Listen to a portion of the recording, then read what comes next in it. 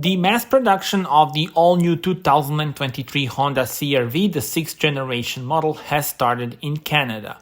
Honda Canada Manufacturing is the global lead plant for the CR-V production, which has been built in Canada since 2012. In the coming days, production of the all-new CR-V will follow at the Indiana Auto Plant and the East Liberty Auto Plant in Ohio.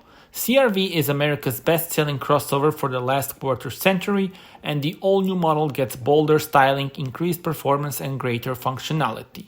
CR-V hybrid production will begin in Canada next month, with the Indiana and Ohio plants also building the hybrid model, as it will represent about 50% of CR-V sales. Tell me in the comments how do you like this car and subscribe for more.